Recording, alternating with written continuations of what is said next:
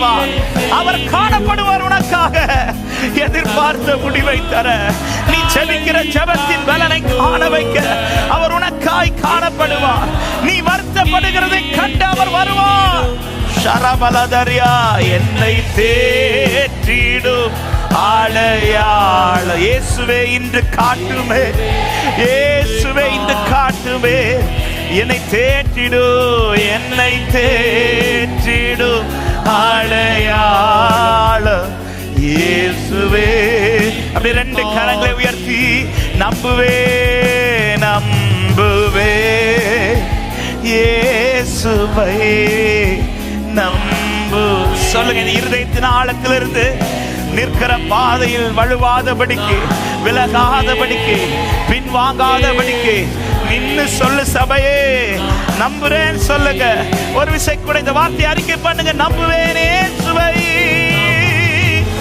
நம்புவே இயேசுவையே, நம்புகிறே சுவையே, நம்புவே நம்பு. ஹalleluya. லெப்ராகா மஹந்தரா. நல்ல கைகளை தட்டி நம்பிக்கை அறிக்கை பண்ணுகிற, வெளிப்படுத்துகிற, விரும்புகிறவர். Thank you Holy Spirit. Hallelujah. எதிர்பார்த்த முடிவை அவர் தருகிறவர். நீங்கள் எதிர்பார்த்திருக்கும் முடிவை உங்களுக்கு கொடுக்கும்படி நான் உங்கள் பேரில் நினைத்திருக்கிற நினைவுகளை, நான் உங்கள் பேரில் நினைத்திருக்கிற நினைவுகளை அறிவேன். அவைகள் தீமைக்கல்ல, சமாதானத்துக்கு ஏதுவான நினைவுகளே, சமாதானத்துக்கு ஏதுவான நினைவுகளே. விசுவாசிக்கிற உள்ளமே, இந்த காலை நேரத்தில் கர்த்தரை நம்பி ஆராதிக்க விரும்புகிறவர்கள்,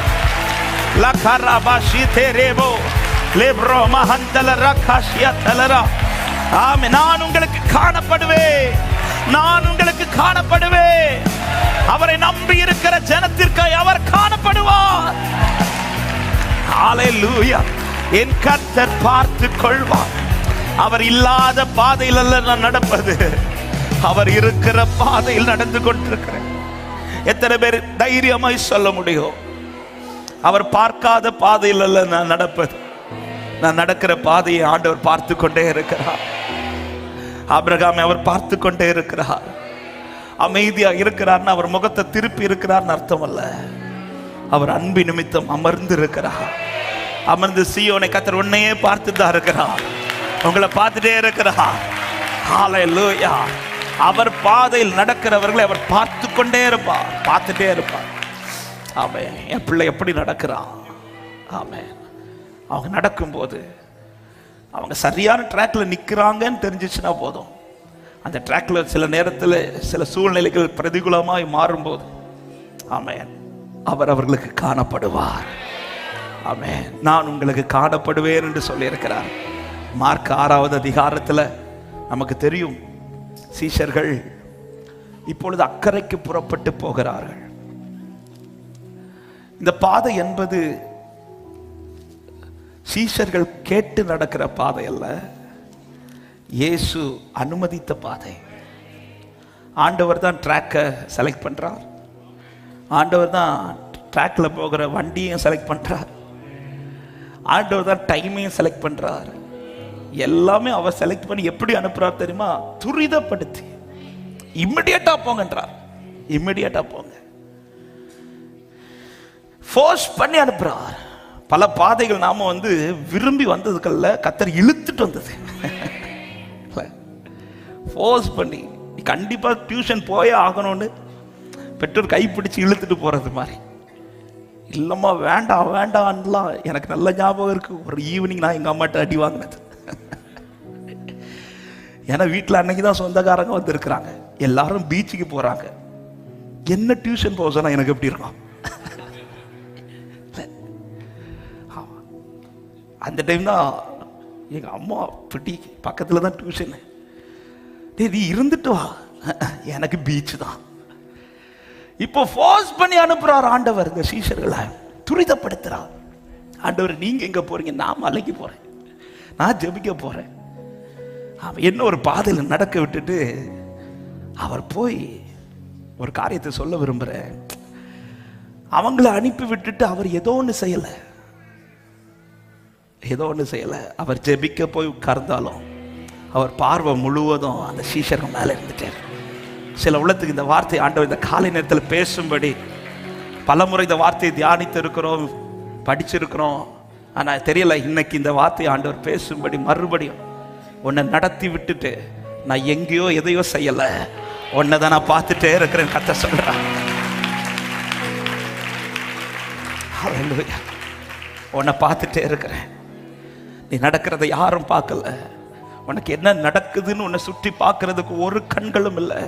ஆனா என்ன நடத்துகிறேன் தேவன் பார்த்து கொண்டு. பரீட்சை என்றே தெய்வம் அனுமதிச்சா, பரிகாரம் எனக்கா கருதிட்டுண்டு. பரீட்சை என்றே தெய்வம் அனுமதிச்சா, പരിഹാരം എനിക്കായി. சொல்ல, എന്തിനെന്ന് ചോദിക്കില്ല, എന്തിനെന്ന് ചോദിക്കില്ല ഞാൻ. ഓ താങ്ക് യു ജീസസ്. എന്തിനെന്ന് എന്തിനെന്ന് ചോദിക്കില്ല. എന്റെ ஒரு வார்த்தை வலது கரத்தை உயர்த்தி, தெய்வம் எனக்கு அனுகூலம் அது நன்னா. எத்தனை பேர் இந்த வார்த்தை உண்மையா சொல்லுவீங்க? எனக்கு தெரியும் என் ஆண்டவரை பத்தி. ஆமே, தெய்வமே. யார் எதுவும் சொல்லட்டும், எனக்கு என் ஆண்டவரை பத்தி தெரியும், எனக்கு என் அப்பாவை பத்தி தெரியும், என்னை நடத்துகிறவரை பத்தி தெரியும். தெய்வம் அனுகூலம் எங்கு? தெய்வமான அவர் உனக்கு அனுகூலமாயிருக்க யார் உனக்கு விரோதமா எழும்பினால் என்ன? எப்படிப்பட்ட சூழ்நிலை உனக்கு வந்தால் என்ன? ஒரு ஆகாஷந்தல ரிபன ஹந்தல ரிபலோ லேப்ர கேமஷியா தரபோரினல ராத்தலரே. இப்ப சொல்லுங்க, பரீட்சை தெய்வம், பரீட்சை தெய்வம் அனுமதிச்சா. சும்மா அனுமதிக்கல சகோதரா. அவர் பார்க்காத பாதை அல்ல, அவர் இல்லாத பாதை அல்ல, அவர் பார்க்கிற பாதை, அவர் இருக்கிற பாதை இது. എന്തിനെന്ന് എന്തിനെന്ന് ചോദിക്കില്ല ഞാൻ. എന്റെ ஏன்னு கேட்காதீங்க, ஏன்பா இந்த பாதன் கேட்காதீங்க. சொல்லுங்க, എന്തിനെന്ന്. ஓர் தேங்க் யூ ஜீசஸ். எന്റെ நன்மைக்கா அவர் அனுமதித்த பாதையில் சீஷர்கள் நம்பி புறப்படுறாங்க. புறப்படும் போது நல்லா தான் இருந்துச்சு. மத்தேயு 14 இருக்குது, மார்க் 6 இருக்குது, யோவான் 6 இருக்குது. 3 பகுதிகளை நீங்க சேர்த்து வச்சு படிச்சீங்கன்னா ரொம்ப பியூட்டிஃபுல்லான ஒரு ஸ்டோரி. ஆக்சுவலி அநேக ரகசியங்கள், அநேக சத்தியங்களை இதுல நாம தியானிக்க முடியும். ஆனாலும் இன்றைக்கு கர்த்தர் இதுல இருந்து ஒரு காரியத்தை ஆண்டவர் அதிக சொல்லும்படி ஏவனபடினால இந்த வார்த்தையை சொல்லுகிறேன். புறப்படும் போது நல்லா இருக்குது, நம்பிக்கையோட புறப்படுறாங்க. புறப்பட்டு நடுக்கடலில் வந்தபோது அவர்கள் எதிர்பார்க்காத ஒன்று நடக்குது. சாயங்காலமான போது படகு நடுக்கடலில் இருந்தது. 47வது வசனம், அவரோ கரையிலே தனிமையா இருந்தார். இவங்க நடுக்கடல்ல, அவர் கரையில. கரையில இருக்கிறவருக்கு இப்ப பிரச்சனை இல்லை, நடுக்கடல்ல இருக்கிறவங்களுக்கு இப்போ பிரச்சனை ஸ்டார்ட் ஆகுது. ஆண்டவரே, நீங்க என்ன நடக்க விட்டுட்டு சூப்பராக உட்கார்ந்துருக்கீங்க, உட்கார்ந்துருக்கிறவங்களுக்கு ஒரு பிரச்சனை இல்லை ஆண்டவரே, நடக்கிற எனக்கு தான் பிரச்சனை ஸ்டார்ட் ஆகுது. ஆமா, நான் ஏன் நடந்தேன்னா அவர் நடத்துற பாதையில பிரச்சனையே வராது. ஆனா அவரை நம்பி நடந்த இந்த பாதையில அது எங்க கொண்டு வந்து பிரச்சனை வருது தெரியுமா?